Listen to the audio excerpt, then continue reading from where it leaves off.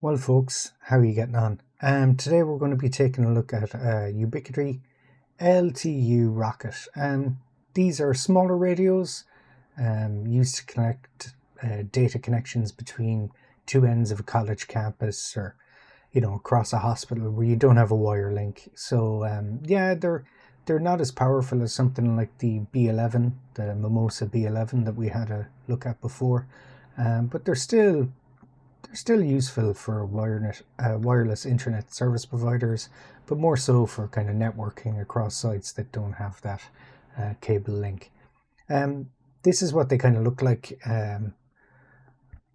normally, but I've already gone ahead and taken the board out of the one that we're going to be working on. So much like previously, we have an Altera chip here that has an ARM on board. Common enough kind of component in these radios, but if we flip it around specific to this one, we have some port damage. So let me zoom in there. Between the port and the transformer, we've got some burning going on here. Hopefully the traces aren't too bad there. Flipping the board over, you can see some blackening here on this side on the power over Ethernet and data. Looking into the actual port, yeah, you can see there that these pins are fairly charred and fairly mangled. We have some water kind of egress on the management port. I'm not too worried about that, but we will replace both ports.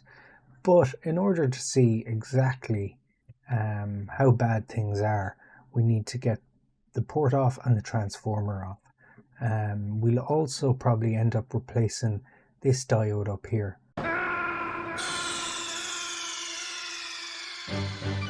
Snake, are you okay?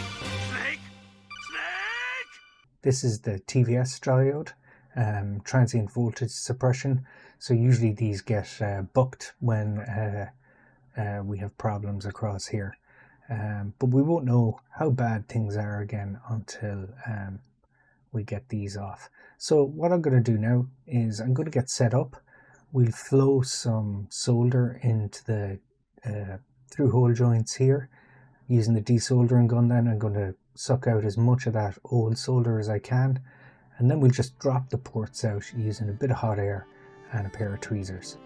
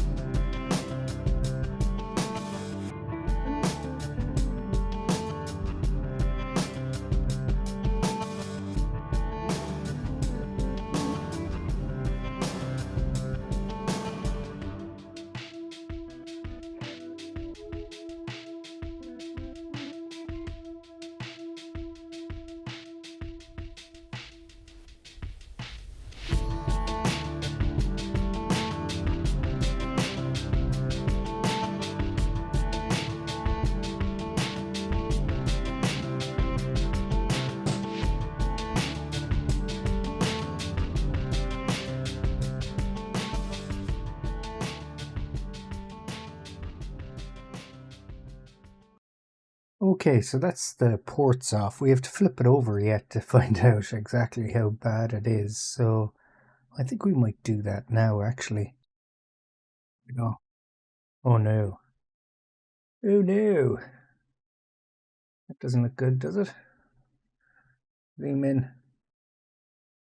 Zoom in on the corruption. Okay. Jeez Louise.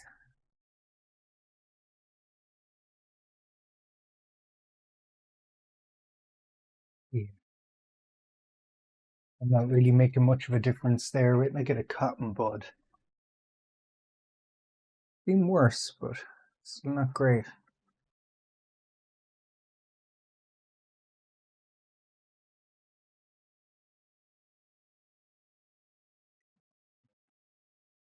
See silk screen coming up. That's never a good sign. Gone yet now.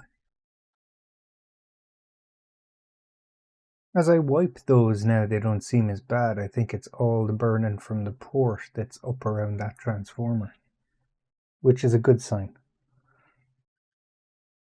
I'll still probably replace that transformer. I'm still going to take it off. Yeah, you can see some of the through holes didn't completely give up the ghost, but that's okay. So what I'm going to do now is I'm going to use the grinding pen to grind off as much of this as I can. So bear with. Start with the easy stuff.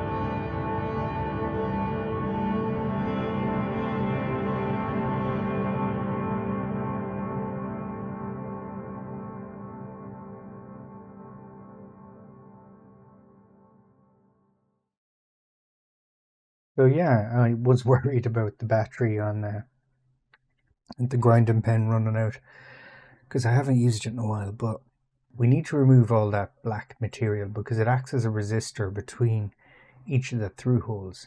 But with that said, if you remove too much of it, you're left with big cavities that then you've got to somehow fill, which isn't impossible, but it's just a pain in the ass. You usually have to use like this stuff on the silk screen here. I'm not worried about it. It's this,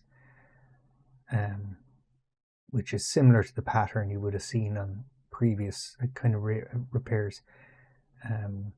It's not as black. You can kind of see that substrate-y kind of amber, I guess, color, browny kind of a color coming through.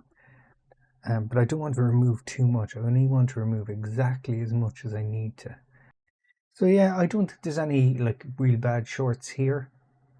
But again, I'm just going to wait till the grinding pen kind of charges up a bit more. I'll come back and remove some more material here. Funny enough, these fuses usually last. It's kind of crazy, but yeah, they usually actually don't go.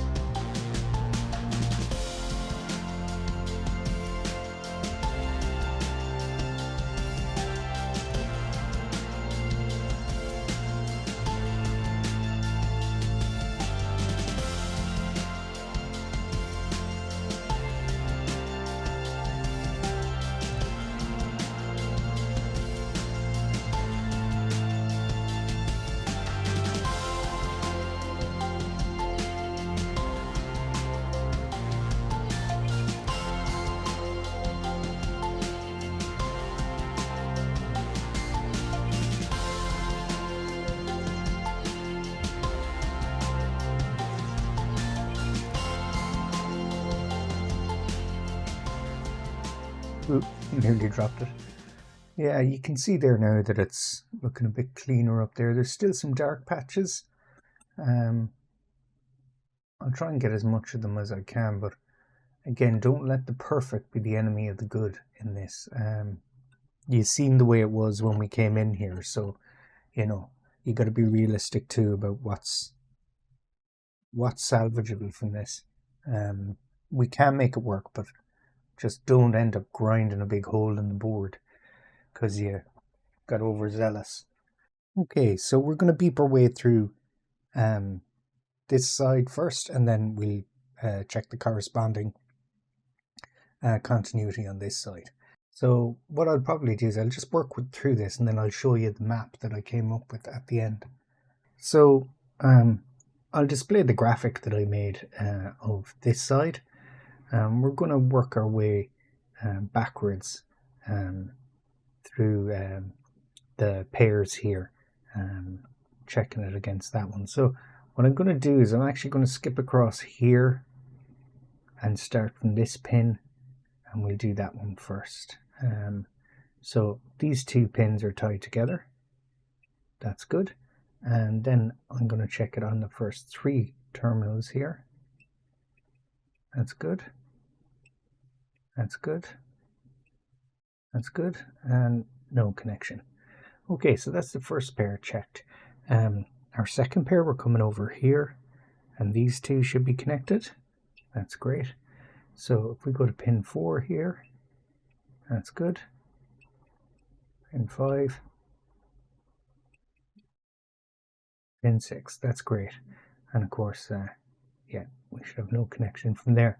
So I'm going to go back now, and we're going to do the two last pairs. So these two should be connected.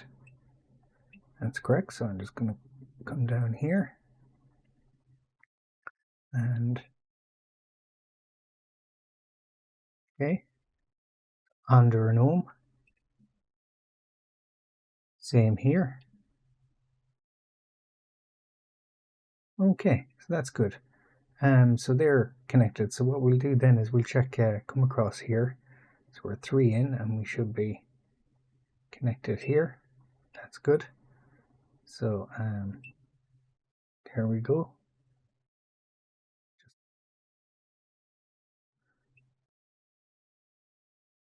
under an ohm. Well under an ohm. Okay, so we know continuity between here and here is working. We're going to have to seal up this site. So I have some UV cure solder mask. Don't know why there's a bearded man on it, but anyways, you can find this mechanic UV curing solder mask online.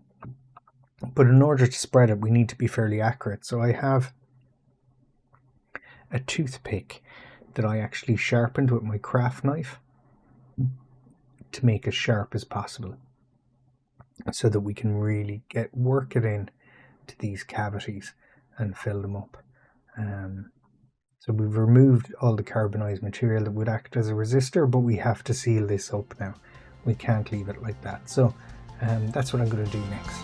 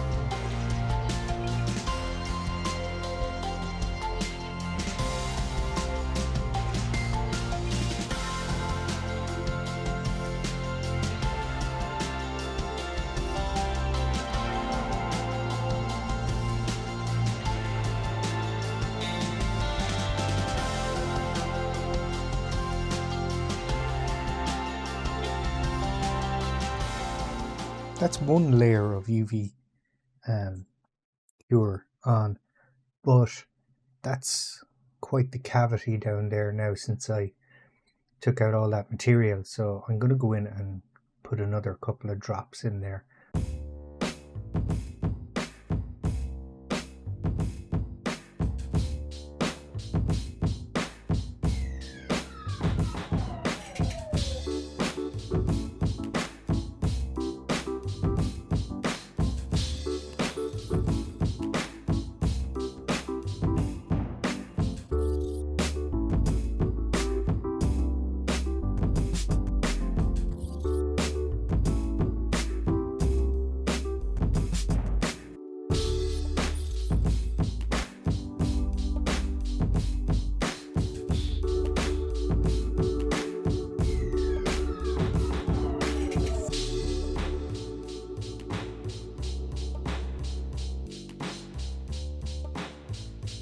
Okay, we've got this area patched up using the UV Cure solder mask.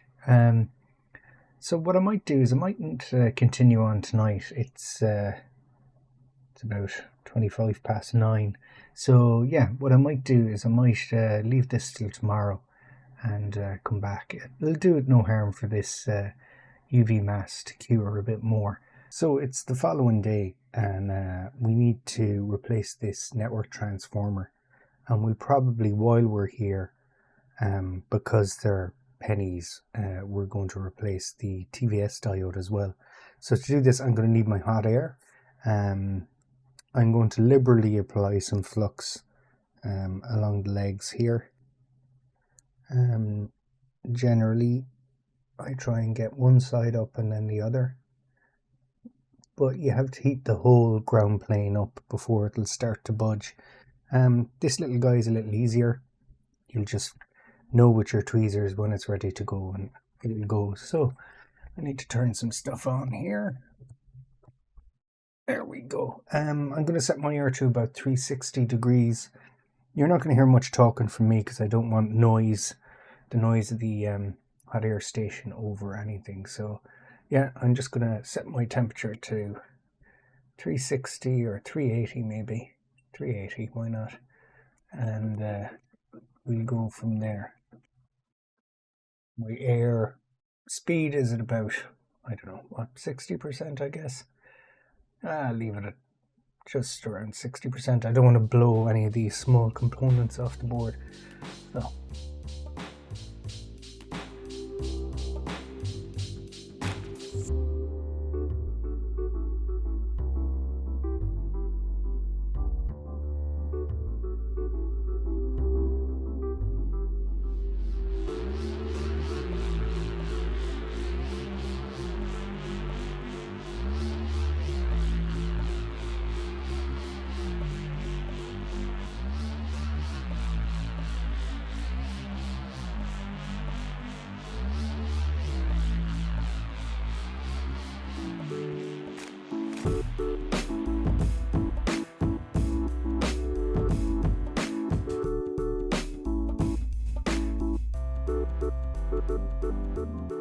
So while the board is kind of warm, I'm going to take off the TVS diode as well. There's no point in waiting.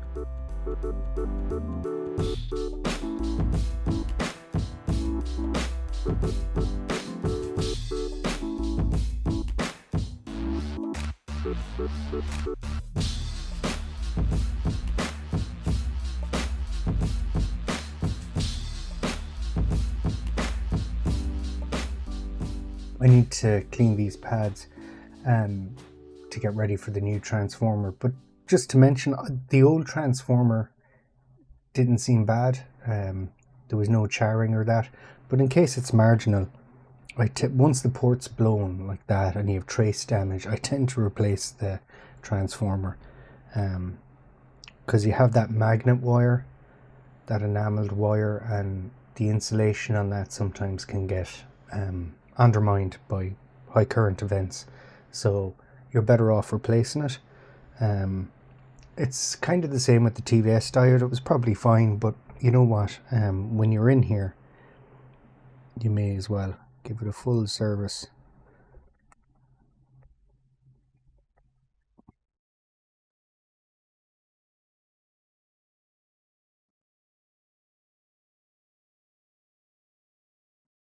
Board's cooled down a lot there now, so it's soaking up a lot of heat. What am I on? 360. I might go up. In the heat. Do I need this biscuit tin? No, so we're not using hot air, so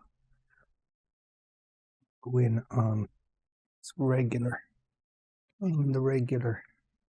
Yeah, I should have maybe done this cleanup when the board was still warm in the hot air. Anyways, you live and learn. Jumping up here to my iron. Not boost, god damn it, I want to set. There we go. So we're going up to 380.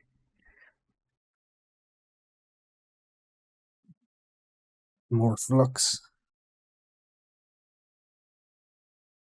And we're going to get maybe some leaded solder in there to mix up that alloy.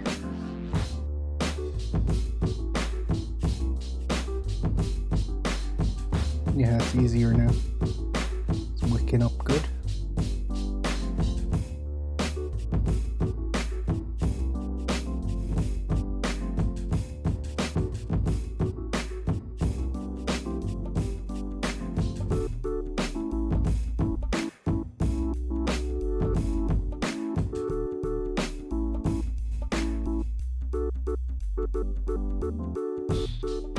Declogging these, they're nearly, you would work with that, but it's not great. Same up here, but because you can kind of see where it's just not getting through to the other side. I think there's kind of something, some of the stuff we cleared off here is still in this through hole. We've managed to clear the important ones, because these are ground, at the end of the day, but I do need to get in there. So desoldering didn't really work, so what we're going to do is I have a little hand drill here. Desperate times call for desperate measures. What we're going to do is we're going to clear out these. Now these bits are absolutely tiny, so what we're going to do is we're going to select one that's smaller diameter to start with. Passes through. Yeah, that's the one we're going to start with. And we're going to drill out, gently drill out that kind of corrupted solder. Again, don't use an electric drill, a power drill for this. There's a reason we're using a hand drill, because we don't want to damage these.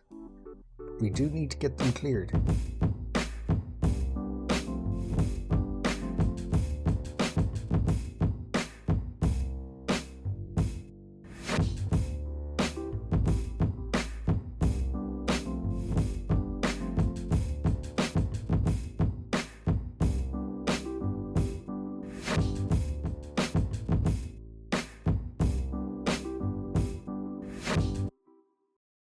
You can kind of see the bit left over, the remnants that were causing us some trouble.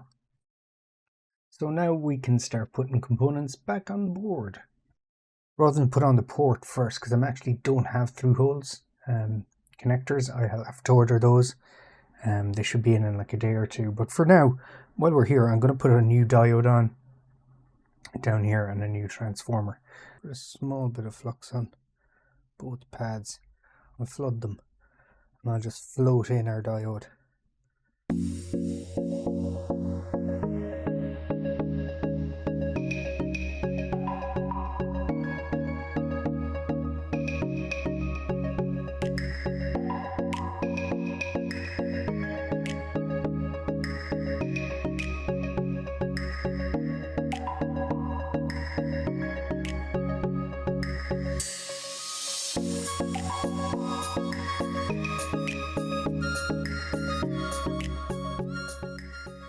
So I've been looking online for these 24-pin Ethernet transformers, and they're kind of really hard to get at the moment. So I was talking to the client and they said that, you know what, they don't use the management port, so it's okay to move this one over here. So they get the device back in the field. So that's what we're going to do. I'm going to get some, I'm going to get some flux on there, and we're going to whip that off with the hot air and transplant it over onto the other port. Yeah, I could have left the old one on, it was probably okay, but that kind of enameled wire, the insulation on that from kind of high temperature, high current events can be kind of tested, and yeah, it probably would go in the future the next time if this got hit again. Then again, if this gets hit again, there's not going to be much left of the traces. But anyways, with that said, let's get the hot air on this. I'm going to go to about 380 degrees, 380, and we'll heat it up and get it off.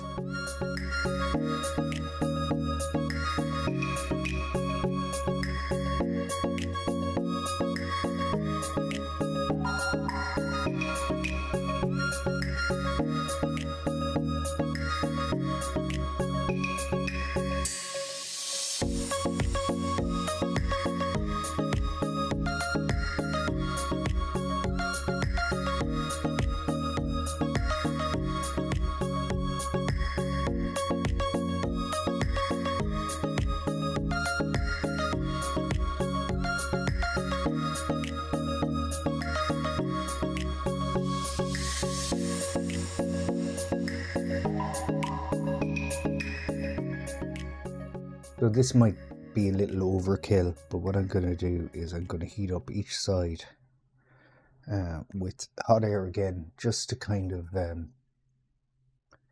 make sure they're 100%. I'm sure they're fine, but this is just kind of a precaution.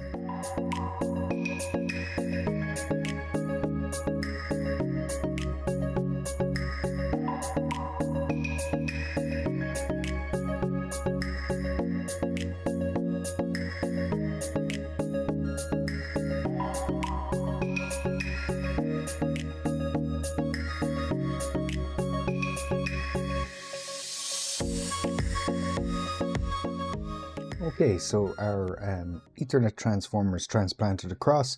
It's not as good as factory, but it's pretty dang close. Now we're going to put the port on. Okay, so I swapped out to the K-type tip, just because you can see by its sheer mass that it's going to be better at transferring heat into those ground planes, and we're going to do those first. So I'm just going to put like just a smidgen on there. That's enough. What we're going to do is we're going to hit this pin. Going to hold there until we notice a lot of the solder evaporated, or the flux rather, and then we're just going to flow that in.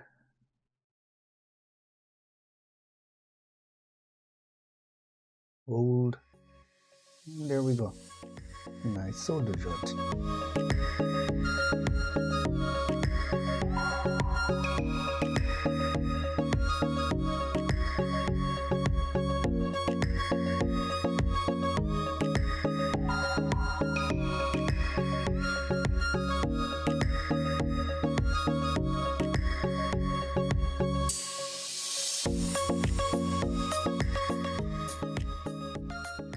overkill, I know, just because we have so much burnage on the flux there. Then I'm just going to put some fresh stuff on and just touch them. Once it comes into focus, okay.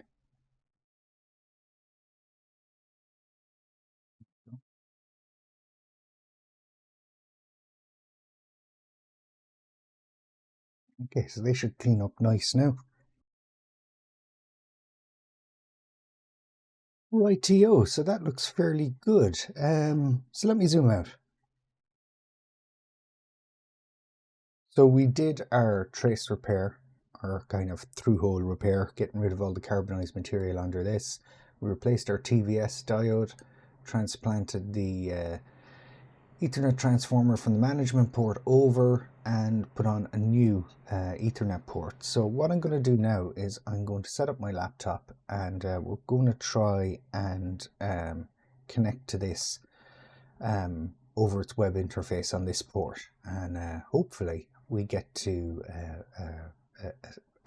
some kind of a factory reset screen. We'll hold in the power here if it all goes well, and we'll do factory reset on it.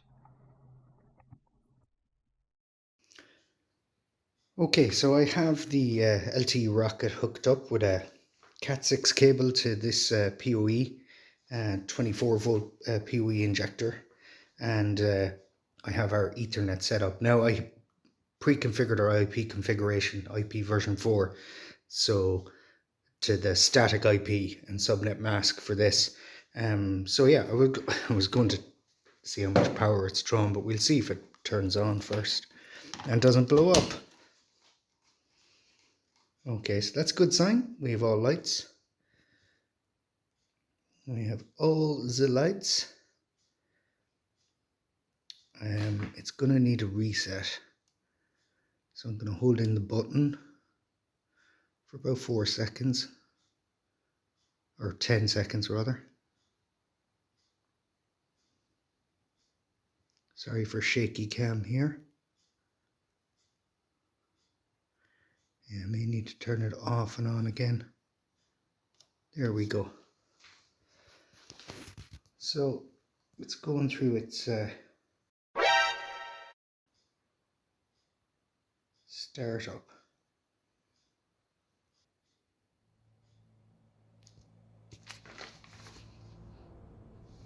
Okay, so we had some smoke coming off this choke here. So I'm going to disconnect it and we'll take it back down to the bench and have a look. My plan here is we're going to spray a little contact cleaner around this area just to see where it evaporates first. I'm not too sure about that. It could be just flux. I'm going to spray that area and we're going to turn it on. Okay, TVS diode. So apologies, I didn't realize when I was recording this that the LEDs on the board were going to interfere with the picture so much. But as you can see, the contact cleaner is evaporating fairly quickly from the TVS diode, but also one of the caps, C260, didn't look too great either. I realized that I had actually put the wrong TVS diode on there, D17. That one I've there is more for the Mimosa B11 radios. I should have put a bi-directional different diode on there, but yeah, I did go on and replace the D17 and this little ceramic capacitor C260.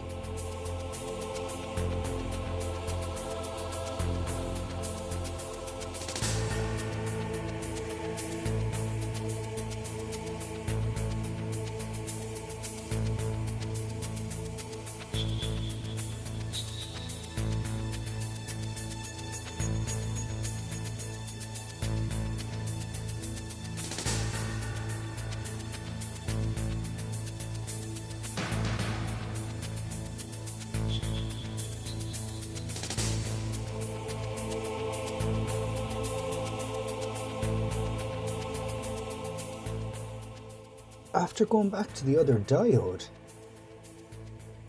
our overheating problem is gone. Let me demonstrate. So power's on now. Fucking unbelievable. But if I, excuse my French, if I spray,